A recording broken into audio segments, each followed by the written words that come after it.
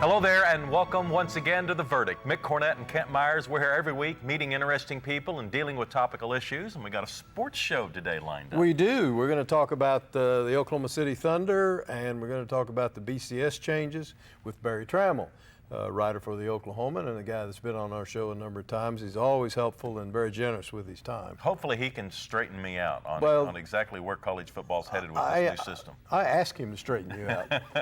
he promised me he would do so. Barry communicates very clearly, and today we're going to learn more about this new BCS structure that affects how Oklahoma and Oklahoma State might compete for a national championship, and also the Oklahoma City Thunder and where they are in this offseason. It's all coming up today on The Verdict. We'll be right back.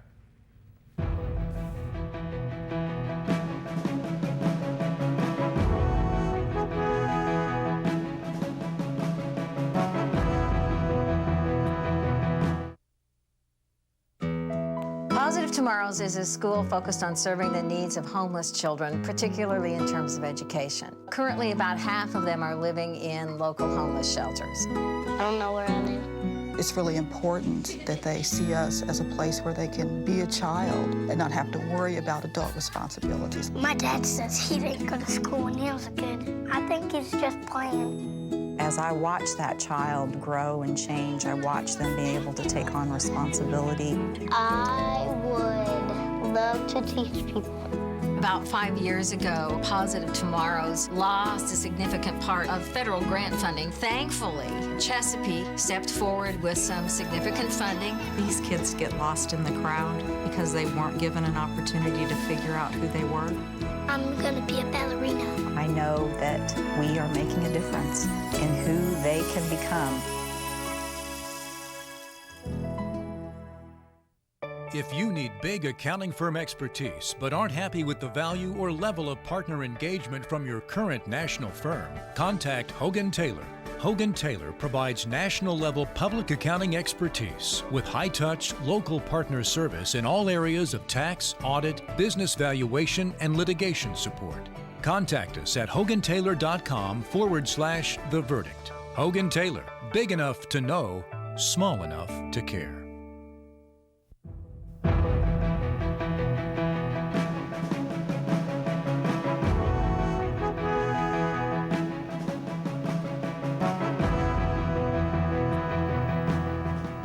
Welcome back to the set of The Verdict. Mick Cornett and Kent Myers, and Kent's going to introduce today's guest.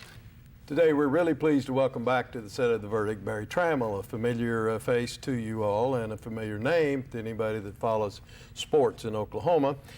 He is a sports writer with the Oklahoman. He did his undergraduate work at the University of Oklahoma, where he obtained a degree in journalism. He spent a good bit of time as a sports writer at the Norman Transcript. And thereafter, he joined the Oklahoman and has been there for a number of years, kind of one of the lead sports writers. I'm sure he wouldn't call himself that, but the community would, in Oklahoma City and in the state of Oklahoma. He also is a sports radio talk show personality with the Sports Animal from time to time in the afternoon segments, like 4:30 in the afternoon to 5 or something like that. But this is his 5th appearance with us. Welcome back. Thanks, guys. Glad to be here. Glad to have you. Now, I know college football has a new system that's largely going to affect January. Is it still called the BCS? Is the BCS term still appropriate? No. You still see it used, but it's got some bad seed to it. There's some baggage there. They want to get rid of that. Okay. So even if they'd have kept the same system, they might have lost the name. So it's not going to be called the BCS anymore. So you won't be using that term anymore? We don't know what it's called. To use it. No, they don't really have a name for it yet. Yeah, that's something. Just the BCS just was really an oppressive thing that just had so much negativity to it. They're going to get rid of that. Well, for years we've had a regular season, and then some conferences have had conference championship games.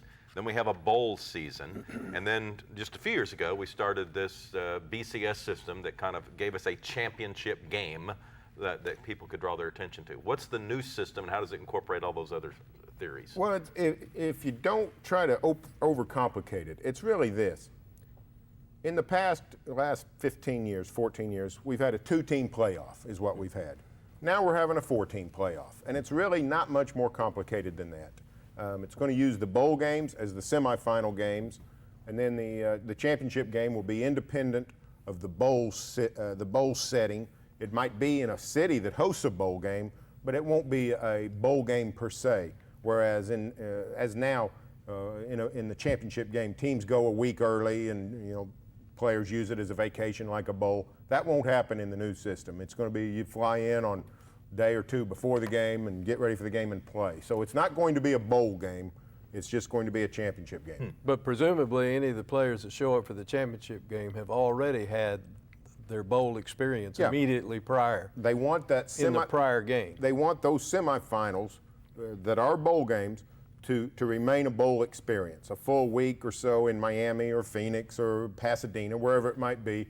A lot of coaches, Bob Stoops, Gary Patterson, I've talked to a lot of coaches in the last few weeks, very adamant about retaining the bowl system as a reward for the players, and that's what we've got right now. How will they go about selecting the 4 teams that are in the playoff? They're going to use the basketball model, which is an NCAA committee of, get rid of the polls, get rid of the computers, just 11, 12, 13, 14 administrators probably, athletic directors or conference commissioners will just meet and discuss and just pick. We don't know exactly how they determine the basketball field for the 68 teams now, but they give us a lot of criteria and they tell us, what's important, and then they give us a field. And they're going to do the same thing with football. They're not going to let us have cameras in. We're not going to be able to watch the intrigue of, who's voting for Clemson and who's voting for Oregon. But I think we will get a good sense that these guys did do their due diligence and really, put it to work and came up with the best selections in their mind. Well, does that selection take place after the conference championship games? Yeah, I think it'll be. I think they'll probably meet on the weekend of the last game of the season, first week of December. They'll probably meet on a Thursday or Friday. We'll have games Friday night. We'll have games all day Saturday, and then their final meeting will come Sunday morning and into Sunday afternoon, and we'll have a selection show on Sunday evening, similar to what we have in basketball. And so a couple of the bowl games will be selected, and they'll alternate getting to also be part of the championship series and be part of the semifinalists? Right. In the BCS, we had 4 bowls designated as the premier bowls. They've decided to expand that up to 6 to try to enlarge the pool to reward teams. Which ones are they adding? Do you remember? They have not said which ones they're adding. The Cotton Bowl and the Citrus Bowl are very much in the running and want to be included. The Chick-fil-A, the former Peach Bowl, definitely wants included. And it could be, a new bowl could get involved. Yeah. Or, Houston, or a city with a great setting. San Diego or somebody, they could make a play, but I think Orlando and Dallas, Cotton Bowl, Citrus Bowl, are the favorites. I see. So the Rose Bowl, for instance, which likes to have the Big Ten and the Pac-10 champion play each other, they can do that when they're not part of the semifinalist series. That's right, and they will. That was part of the agreement. The Rose Bowl was tired of having a TCU 2 years ago, when Oklahoma came in 2002. Rose Bowl wants Pac-12, Big Ten matchup every year, unless they're a national semifinal. How do you see this new system affecting positively or negatively our state schools, OU, OSU? It's positive for both. It's going to be easier for both to get in. It's 4 doors to walk through instead of 2. If this was in place last year, Cowboys would have been in. They would have been playing probably Alabama in the national semifinals. Oklahoma would have made it in 2007. If you remember, the Sooners went to the Fiesta Bowl, played West Virginia, didn't make the title game. In 2007, the Sooners would have been in the Final 4. So it's just more access for everybody. Right. So that's probably a good thing. What about not having a Big 12 championship game? Is that a good thing for the conference? Well, I think it's probably not a good thing in total for the conference, but I think this new format means we're not going to have one anytime soon, because when you play a 9-game conference schedule, which we have with the 10-team league, I think the conference fathers feel like that's enough games. And they believe a conference championship game has a better chance of knocking somebody out rather than bringing somebody in. And right now the networks have stepped up, continue to pay big money for the Big 12 contracts without the Big 12 title game. So I think right now we're going to go pretty far down the road without a Big 12 title game. How far into January will this new system push the termination of the college season? Now that's an interesting part of this whole mix, because one thing the bowls have tired of is playing after January 1st. Right. You know, it used to be January 1st was the last day of the season, and you know, Rose Bowl, Sugar Bowl, Orange Bowl, that was their traditional date. Well, with the BCS, we're playing Orange Bowls and Sugar Bowls and Fiesta Bowls January 3rd, January 4th, January 5th, and then January 9, 10 is the title game. Bowls are one out of that business. They want back on New Year's Day, New Year's Eve. Even head-to-head with each other. Even head-to-head with each other. So that's what we're going to. We're going to have, I think, 3 of the premier games on New Year's Eve, 3 premier games on New Year's Day, and then a week later, probably the next Monday after a full week, will be the title game. So somewhere around 9, 10, 11 would be the championship game. And are there going to be more bowl games, fewer bowl games? What's the trend there, irrelevant of this? Well, there's more bowl games than ever, but I can't believe that we won't have some paring back. Yeah. Because if you move the big bowls back into the New Year's Eve, New Year's Day window, there's less room for all the bowls, and everything gets pushed back.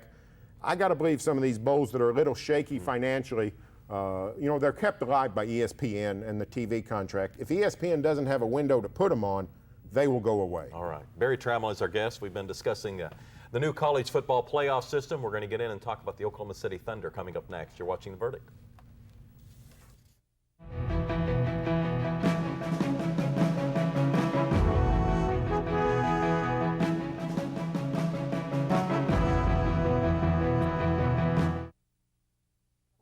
The thing that has made the most sense for me is realizing that I am still an educator, and that is what I do at the Chickasaw Nation. I'm Dr. Amanda Cobb-Greetham. I'm a historian, and I'm Chickasaw. The Chickasaw Cultural Center is amazing. It is a very, very special place devoted to the sharing and to the celebration of Chickasaw history and culture. State-of-the-art technology, exhibits that are not like anything I've ever seen. The Spirit Forest is incredible, and you feel as if you have actually just walked into a forest with huge trees all around you. It's timeless, and yet it's sort of also representative of our time depth, to really just sort of reach through time and touch the past. By the end of the exhibits, you really have a sense of Chickasaw cultural and political resurgence and the extent to which we are a healthy, dynamic, and vital tribe today. Chickasaws have always been an inclusive people. This is something for the whole community and for the state of Oklahoma. We believe in bulldogs, rams, and Spartans. But above all, we believe in students. Oklahoma's oil and natural gas industry is investing millions in education, equipping over 10,000 teachers with the nation's first energy-based curriculum. We're ensuring every Oklahoma student is equipped to lead America's energy future. Oklahoma's oil and natural gas industry, advancing our state, empowering our nation. When you have something important to communicate, it becomes clear that there's a lot of competition for your audience's attention. So how can your message stand out and actually resonate with your audience? Legal Graphics has the answers. The team at Legal Graphics will work with you to plan, design, and even test your presentation to ensure your message will be heard and remembered. Call Legal Graphics today to schedule an appointment. The readiness is all.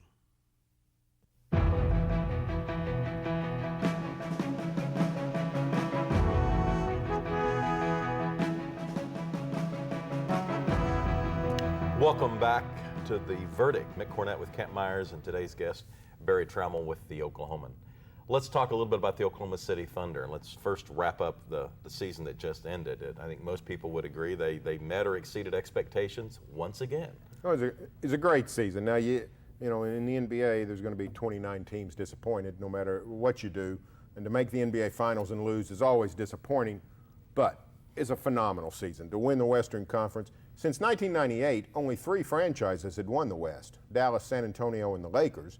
Well, the Thunder not only won the West, it beat those 3 teams to win the West. So it was a fabulous year in every regard. And when you listen to the national commentators talk about the draft and going forward, you start to see Oklahoma City as kind of the benchmark. You'll hear commentators say, well, if they're going to catch Oklahoma City, they have to do this. If they're going to compete with Oklahoma City, they have to do this. And suddenly, it does seem as if the commentators aren't anticipating this was a fluke, that Oklahoma City has now reached the top of the mountain in the Western Conference. It's amazing the status Oklahoma City has gotten so quickly. What you said is right, Mick. It's just sort of accepted well, the Thunder is, sort of the elite team, and the Thunder is what you're shooting for. I read a deal the other day, people talking about faces of the franchise. Everybody needs a face of the franchise, and the writer was saying, now, not every team has one. And he said, some teams have two, like the Heat and the Thunder. So, or except he said, like Miami and Oklahoma City. So, I mean, Oklahoma City is at the pinnacle of the NBA, and it's a remarkable story. Do you, let me back off and ask you a different question. This morning I read, prior to coming out here to tape this show, that the Thunder had completed its 15-person roster by signing a couple of players. I guess Thabit, 7'3" UConn center, and then another player I was not familiar with, but they now have their roster filled. How do you compare this year's signed-up roster to the roster of last year? Well, it's the only real difference is that it looks like Derek Fisher won't be on it. Yeah, they added him at the trade deadline, or in February or March actually, and he played throughout the playoffs. They're going to go back with Eric Maynor, who would have been the backup point guard had he not blown out his knee in January. So it's basically the same roster. And when you're young and getting better, that's a good tack to take, which is we're going to improve not by new personnel, but our own personnel getting better, and it's worked fabulous for the Thunder.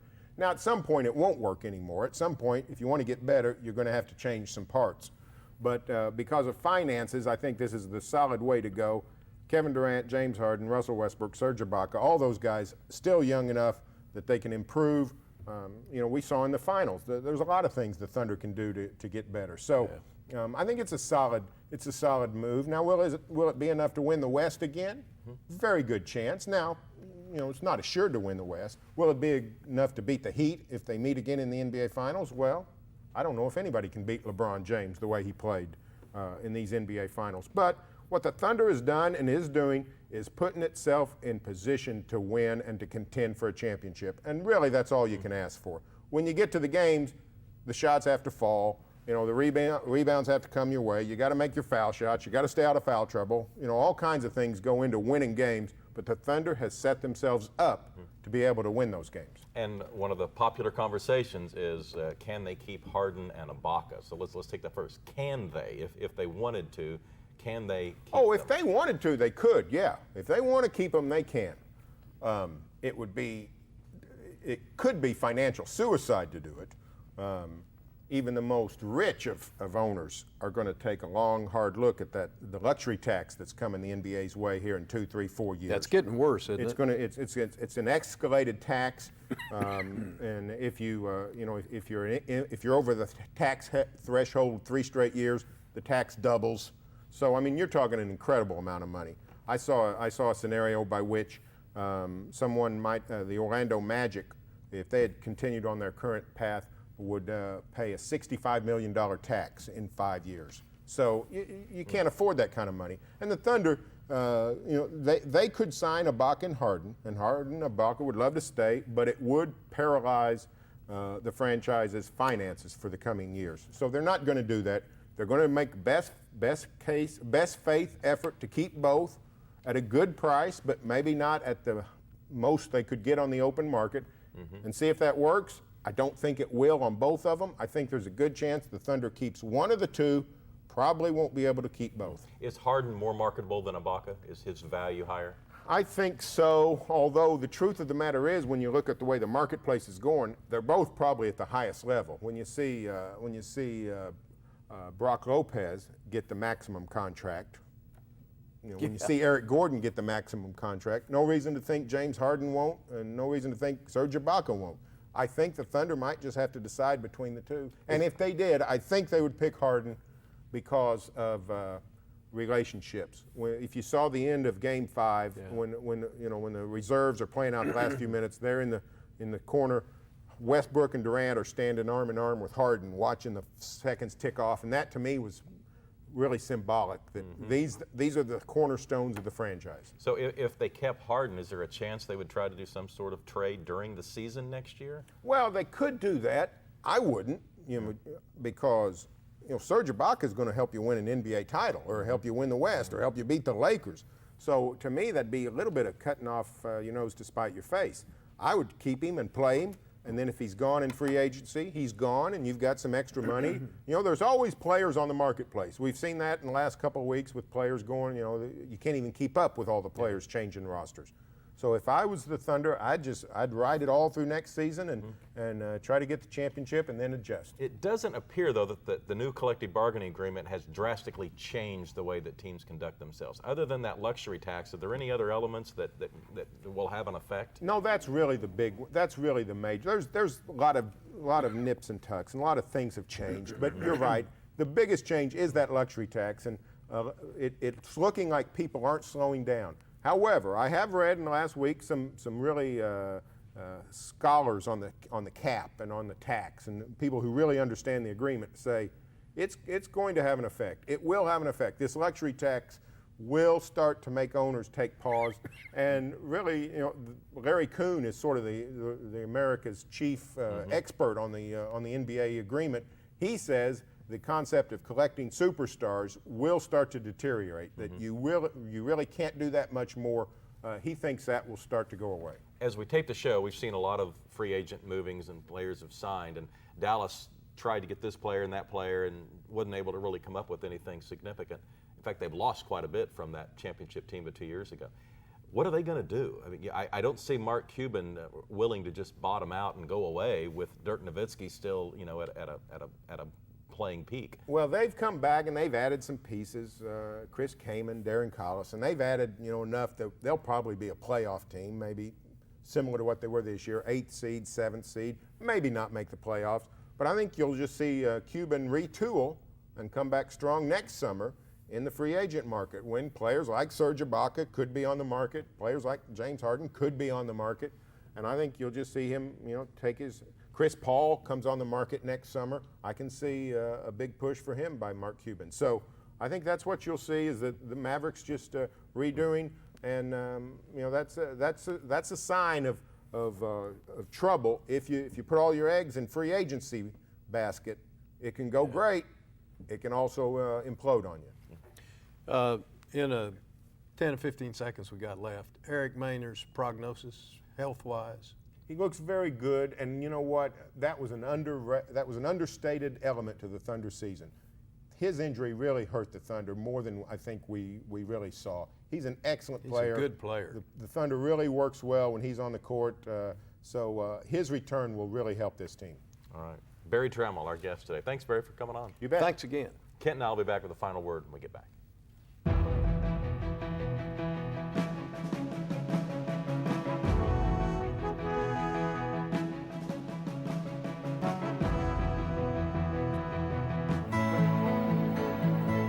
The good life comes naturally to Tulsa, where nature's beauty is matched with an eye for aesthetics.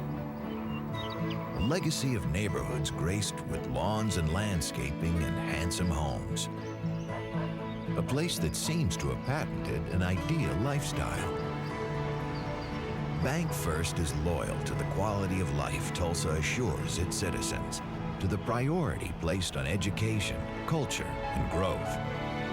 Loyal to builders who transform raw land into residential charm. Developers who see opportunity and add vitality to Tulsa's economy. Bank First serves both enterprise and private lives that need a loyal partner. It's how we help nurture this city's very good life. Bank First. Loyal to Oklahoma. Loyal to you.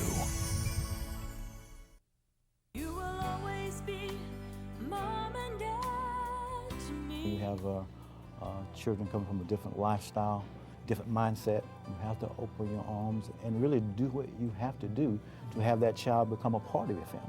And if it's more patience, that's what you do. Kids got to know they can trust you. And that's what we try to do with these kids. You will always be Mom and Dad to me. The Journal-Record is pleased to be a sponsor of The Verdict. The Journal-Record, since 1903, the best source of Oklahoma business news and legal information. And for almost 30 years, Oklahoma political, government, and business leaders have turned to the McCarville Report for accurate, reliable, inside information. Visit the McCarville Report online.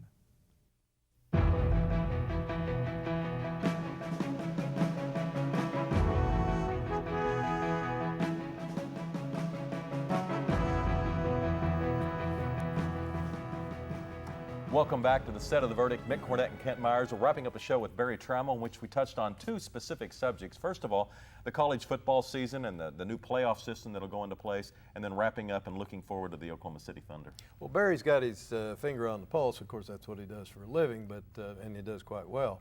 But there are a number in the seemingly slow time period after the baseball all-star game's over, kind of waiting for college football. It seems like there's not much going on in the sports world, but there really is a lot if you just kind of look around and read Barry's column. He'll tell you what's going on.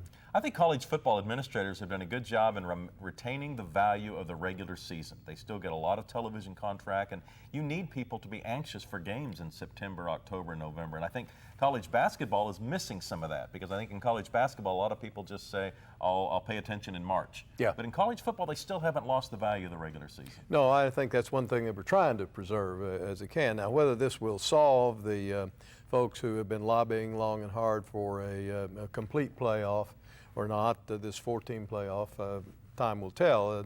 Seldom does any system satisfy everybody, but this is clearly a step forward. You know, switching to the Thunder, you know, there was a time when it was suggested that Oklahoma City wouldn't be able to keep its top players because they wouldn't want to play here. Yeah. And you look now, they all want to play here. It's just a matter of can the team afford them under some sort of fiscal sanity. And keep in mind, you know, our ownership group has been very aggressive in the past. They paid a very aggressive amount for the franchise when they got it. It was very expensive for them to get out of Seattle, but at some point the franchise has turned into being profitable on an operations side. And it'll be interesting to see how that plays into their willingness to pay these higher and higher salaries, because you know there's going to be owners out there that'll do it.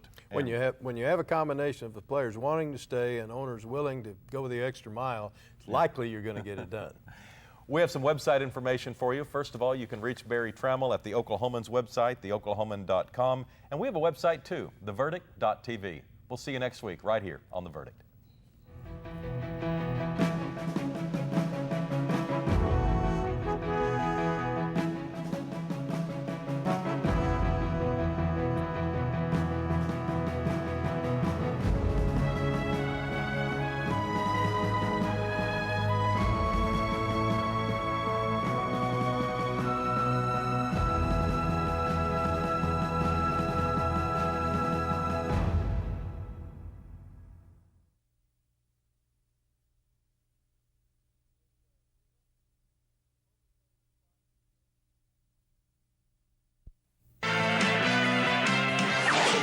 The preceding program was produced exclusively for the Cox Channel.